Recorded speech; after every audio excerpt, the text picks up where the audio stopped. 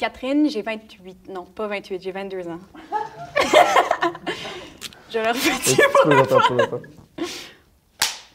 Catherine, j'ai 22 ans. Ben en fait, ça, tout d'abord, merci d'être avec nous. Merci d'avoir répondu à notre appel de casting puis de vouloir bien nous partager ton témoignage. Dans un premier temps, est-ce que tu sais, juste te présenter, généralement, tout ce que tu fais, ta pratique? Je suis comédienne. J'ai une formation en comédienne, mais je fais de la danse contemporaine, je fais de la performance, je fais du burlesque, du drag king. Ouais, toutes ces affaires-là un peu underground qui se mélangent. Fait que ma pratique générale, c'est du underground avant-garde et tout ça. C'est ce que je fais. Et je fais de l'illustration aussi. Je fais une chaîne YouTube sur l'érotisme, mais c'est ça, tout ce que je fais tourne un petit peu autour de l'érotisme, d'où mon intérêt pour le sujet que vous abordez. C'est ça, tous les projets un peu que je fais, il y a toujours ce dénominateur commun-là parce que, ben moi, j'ai toujours dit que j'aime deux choses dans la vie, j'aime l'art et le sexe, fait que mélangeons les deux. Puis j'ai l'impression que personne sait comment faire le sexe. Fait qu'on pointe les gars, ben surtout les gars, mais on leur dit ça c'est mal, ça c'est mal, ça c'est mal, mais on leur donne pas comment remplacer ces comportements négatifs-là. D'où ma rencontre avec Nelly Arcan. Moi, j'ai appelé, je vais te dévier ta question vers ton propre sujet. Tu sais, moi, j'appelle ça le cul-de-sac de Nelly Arcan.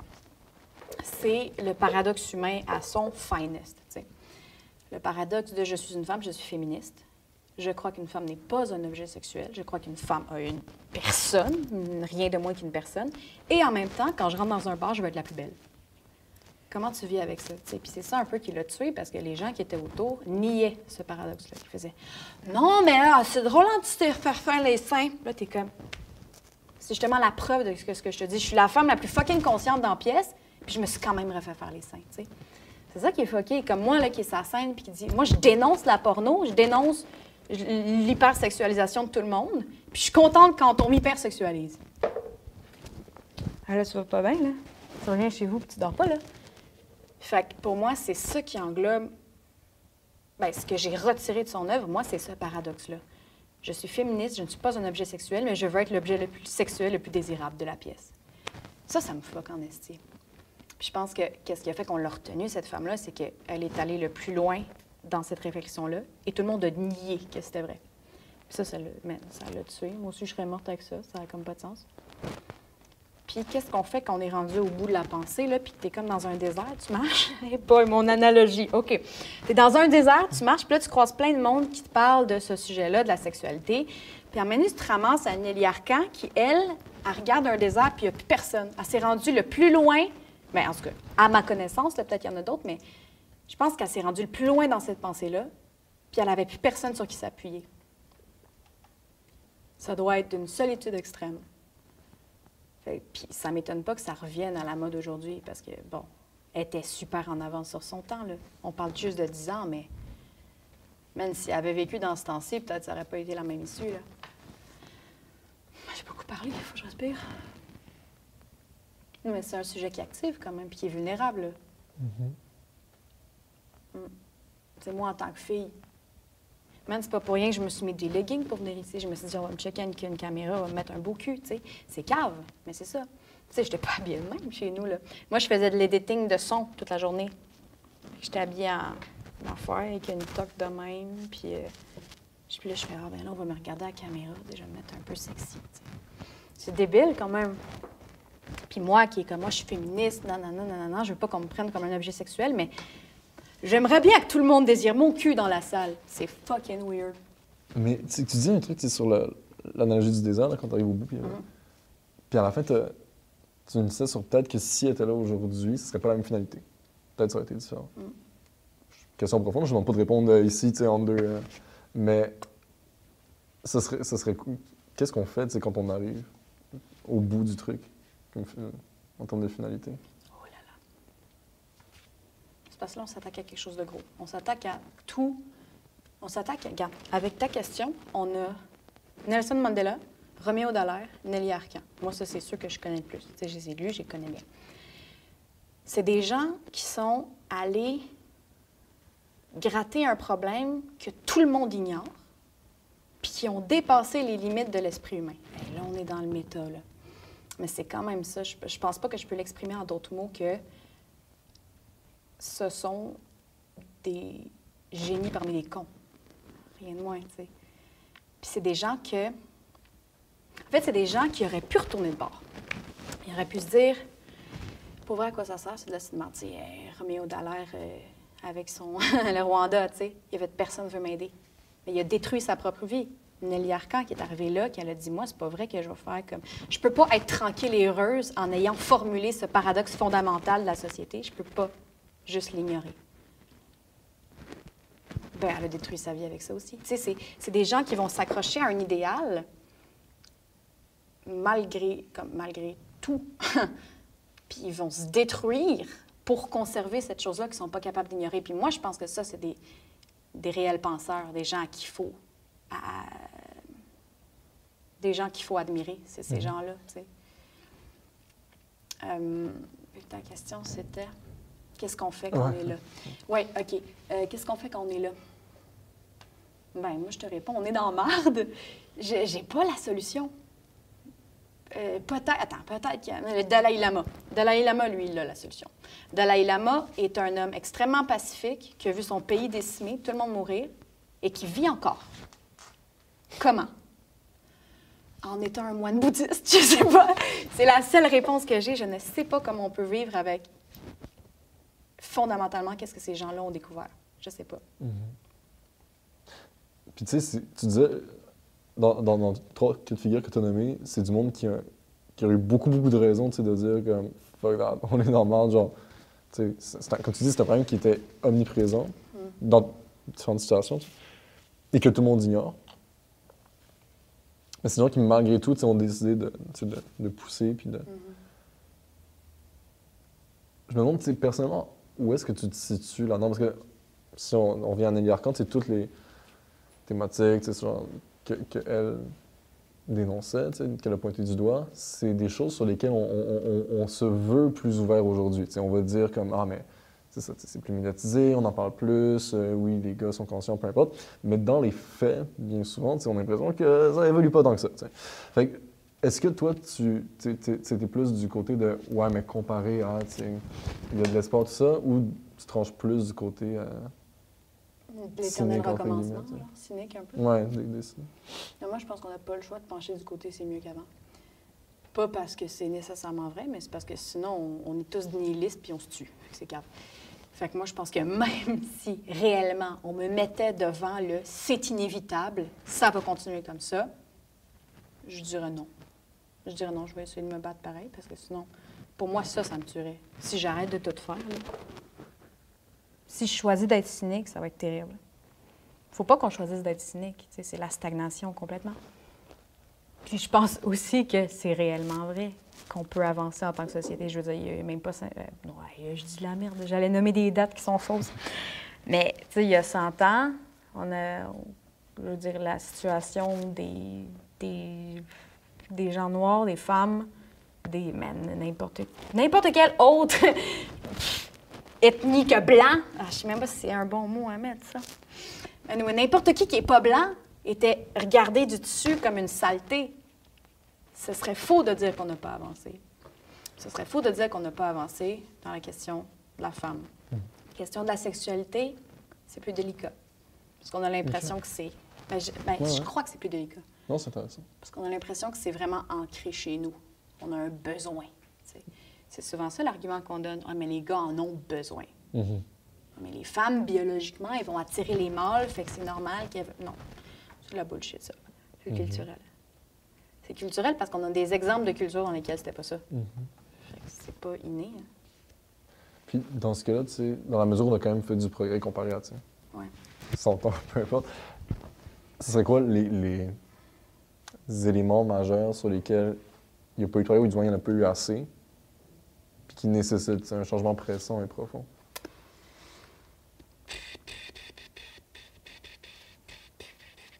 La représentation. Regarde, moi, je te dis Walt Disney. Moi, c'est juste ça qui me vient. Walt Disney. Il n'y a pas une hostie de princesse qui fait plus que du 4 pouces de taille, là. C'est épais. C'est épais de même. Mais il y a des affaires grosses de même qui nous passent sous le nez, puis que toutes les jeunes femmes sont comme « Ah, moi, quand j'étais petite, ma princesse préférée, c'était la Belle au bois dormant. » T'es comme « T'es-tu épaisse, esti? » Mais on est toutes épaisses. Moi, j'en ai une princesse préférée, c'est la Belle dans La Belle et la Bête. T'as-tu vu une petite affaire de même, tu sais? Puis je voulais être la Belle. Le sexisme est plus... Tu sais, c'est plus in de faire « Moi, je suis sexiste. » On les voit, puis on fait « Bon, il y en a quelques-uns, là, mais c'est des épais. » Mais on est tous sexistes par l'imaginaire. Quand on dessine une femme, comment tu la dessines? Tu la dessines pas comme ça, tu la dessines de même. On est sexiste dans l'imaginaire. Puis ça, je pense que c'est une affaire compliquée. Ça, c'est tough à s'attaquer. Essaye d'imaginer une femme, puis là, dès que tu l'imagines, tu fais « Ah non, elle était de même. Fuck. » Tu sais, d'imaginer un homme, puis bien, on va s'attaquer aux hommes aussi, là, qui n'est pas un triangle. Essaye de lire un livre, puis là, quand tu t'imagines le personnage, qu'elle ait un corps réaliste. Ça n'arrive jamais. T'imagines pas juste d'emblée qu'une femme peut être grosse. Tu vas lire ton livre, puis s'il est écrit « elle est grosse », tu vas agiter ton imaginaire. Mais le personnage typique féminin est mince. Ça, c'est un problème. Puis je suis coupable de ça autant que tout le monde dans la salle, tu sais. Ça, c'est fucké. Ça, je suis confiante dans ma réponse. Je vais buzzer ma réponse. L'imaginaire est sexiste. Je pense que c'est là qu'il faut s'en aller, puis qu'on n'a pas fait de travail là-dessus encore. Je vais mettre un point, parce que sinon je vais continuer. Point. Point virgule. Non, Voilà. mais c'est incroyable, mais c'est que tu touches aussi à l'imaginaire, puis c'est, selon moi, c'est intimement lié à ce dont tu traitais avant, le fait que c'était... Oui, c'est ça. On parlait de la dualité d'être très consciente de la position, mais en même temps de vouloir incarner et de vouloir être l'objet du regard, l'objet du désir, peu importe.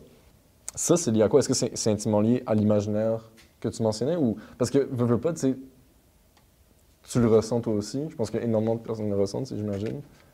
Est-ce que c'est inné? Est-ce que c'est acquis? D'où ça vient? Comment est-ce qu'on s'en détache et est-ce qu'on doit s'en détacher? Tout ça? La réponse est « je sais pas », parce que je suis pas une sociologue de la sexualité. Je peux juste parler de moi. C'est ça, OK, on va faire ça de même, puis je vais te parler de moi parce que je veux pas me lancer dans l'universel. Moi, je sais d'où ça part, pour moi, parce que je me suis observée, puis je travaille là-dessus. Moi, mon histoire, c'est, j'étais petite, j'ai commencé à me faire écœurer à l'école depuis la 3e année du primaire, ça veut dire 7-8 ans à peu près. Puis ça a continué jusqu'à temps que j'ai 17. 10 ans de te faire dire quasiment tous les jours que t'es laide, OK? C'est quelque chose. Puis là, je le dis, puis je suis pas émotive, parce que je suis genre... Mais je braille chez nous encore à cause de ça, tu sais. Puis j'ai vu Jessica Rabbit. Oh man! Si je peux le dire franc de même, combien de fois je me suis crossée sur cette scène-là, là? Moi, je voulais être Jessica Rabbit. Mais qu'est-ce qu'elle fait dans ce film-là? Est-ce que c'est parce qu'elle chante bien? Non, parce que je tripais pas sur la chanteuse qui la doublait. Je tripais sur l'image du personnage. Fait que je tripais sur le regard que les autres portaient sur elle. Ça, c'est fucké. Ça te fait une vision de toi qui est bizarre. Je pense qu'il y a un truc dans notre société qui m'a vraiment poussée à ça, c'est on définit les femmes selon le regard qui sont portés sur elles. Souvent. Puis moi, je suis sensible à ça parce que, il y a un regard très négatif qui a été porté sur moi quand j'étais jeune. Je suis en théâtre. Fait combien de fois je me suis fait dire par mes profs, « Tu seras pas à la télé, t'es pas assez belle. » Tu sais. Puis je suis pas j'ai pas le nez là, puis je suis pas genre... Mais je me suis fait dire, « Tu ne joueras pas, t'es pas assez belle. » Je me le suis fait dire. Puis à chaque fois qu'il y a des appels de casting, là, que je vois belle femme, je fais, « Ah, c'est pas pour moi. » C'est fou, là. Puis c'est pas pour moi. Puis je sais que je ne serai pas prise. Fait que ces caractéristiques-là, on me les enlève. C'est fucké. Est-ce que c'est l'inné ou de l'acquis? Je suis 100% certaine que c'est de l'acquis. Pourquoi? Ça, je sais pas te le dire. Je suis pas assez intelligente. Mais ouais. Ouais, man, je me suis éloignée. Au début, c'était... C'est pas grave, je pense que ça... Ça va loin, là. Ouais. Mais ouais, c'est douloureux, là. Puis ça fait... ça, c'est une autre affaire qu'on n'a pas abordée encore. La compétition entre femmes. Ceux qui disent qu'elle n'existe pas, c'est des morons, là. Reconnaissons-le, tu sais. C'est tough. Comme moi, c'est pas pour rien. Je vais vous révéler quelque chose, gang. C'est pas pour rien, j'habite avec 2 gars. Moi, habiter avec une fille, ça me stresserait as fuck. Parce que je serais tout le temps en train de la regarder. Je serais tout le temps de... OK, belle, fuck, faut que je mange. C'est terrible. Mais oui, il y en a une. Il y a une pression entre femmes qui se met. Il y a une hiérarchie. Tu rentres dans une salle, tu connais la hiérarchie. Puis ça, faut pas le nier. On dit tout le monde est beau, pauvrette, tout le monde est gentil. Puis là, on a l'impression qu'on a réglé le problème, alors que non, on fait juste nier le problème. C'est pas vrai. C'est pas vrai que tout le monde est beau. Ben oui, mais sociétalement, c'est pas vrai. Non, c'est vrai. Vous me rappellerez, on va faire un long Ben métrage. oui, c'est vrai, j'ai raison. Ça, donc, si on fait un dernier truc, avant que... tu sais, on profite du fait que tu as une formation quand même, c'est d'actrice, tout ça. On a rédigé, en fait, on a pris un texte qui est un amalgame de différents romans de Nelly, différentes de ses écrits. On se demandait si ça disait peut-être simplement de nous le lire à la caméra, puis s'il y a des passages qui t'interpellent, qui peu importe, qui te touchent particulièrement ou quelque chose à dire dessus, tu sais pas hésiter. Ouais, good. Des femmes, de plus en plus nues, de plus en plus photographiées, qui se recouvrent de mensonges, se donnant des moyens de plus en plus fantastiques, de temps et d'argent, des moyens de douleur, moyens techniques, médicaux, pour se masquer, substituer à leur corps un uniforme voulu infaillible, impénétrable, et où elles risquent, dans le passage du temps, à travers les âges, de basculer du côté des monstres, des Michael Jackson, des Cher, des Donatella Versace. Ouais. Mais attends, je vais te la faire une parenthèse ici. J'ai 22 ans. J'ai perdu 1 an avec le COVID. J'ai pas pensé j'ai perdu 1 an avec le COVID. J'ai pensé j'ai perdu 1 an de ma vingtaine. C'est fucké, là, de faire... OK, moi, je suis célibataire. OK, j'ai perdu 1 an de ma jeunesse. Et moi, quand j'ai 30 ans, c'est fou, là, mais je fais, OK, quand j'ai 30 ans, il y a un public que je ne peux plus atteindre. Un public masculin que je ne peux plus atteindre. Fait que je fais, avec l'année que j'ai perdue, mon public masculin, déjà qu'il est réduit, ne serait-ce qu'à cause de comment je parle, comment je bouge, comment je m'habille, il est déjà réduit. Puis je fais, même quand je vais perdre ma jeunesse, là. Fait que ça, là, ouais, à travers les âges basculés du côté des monstres, là, yes, je feel. Des moyens d'anéantissement ou de trituration infinie, toujours en rapport avec le contrôle de l'érection des hommes, pôle absolu de toute société humaine. Un acharnement esthétique qui renouvelle le corps d'un voile de contraintes, tissé par des dépenses extraordinaires d'argent, de temps, d'espoir et de désillusion, toujours surmonté par de nouveaux produits, des nouvelles technologies, retouches, interventions qui se déposaient sur le corps en couches superposées jusqu'à l'occulté. Un voile à la fois transparent et mensonger, qui nie une vérité physique qu'il prétend exposer à tout vent, qui met à la place de la vraie peau une peau sans faille, étanche, inaltérable, une cage. On dirait, je pourrais vous dire bien des affaires, mais à la fois, c'est tellement des choses banales. On dirait, Non, je lis ça, puis je suis comme, ouais, Ouais. ça me surprend pas, je suis pas choquée, j'ai pas le goût de pleurer, je fais, ouais, c'est ça. Puis il va falloir à un moment donné que je me demande, je vais-tu me refaire faire, je me fais-tu un lifting ou pas, tu sais, on va tout passer par là, là. Puis moi qui fais du burlesque, OK, mais j'en fais un peu, là. Je me fais pas engager, mais j'en fais un peu. Puis, est-ce que je vais les faire monter ou pas? Tu sais, qu'est-ce que je vais faire avec ça? C'est fou. Fait que moi, je lis ça, puis je suis comme... Il y a une journée normale dans mon cerveau, tu sais. C'est fucké. Mais le génie de cette femme-là, c'est qu'elle a mis en mots tout ce qu'on ressent. Ouais. C'est ça, le génie des grands penseurs. Ils sont capables de résumer en une phrase toute l'abstrait et l'absurde du monde, tu sais.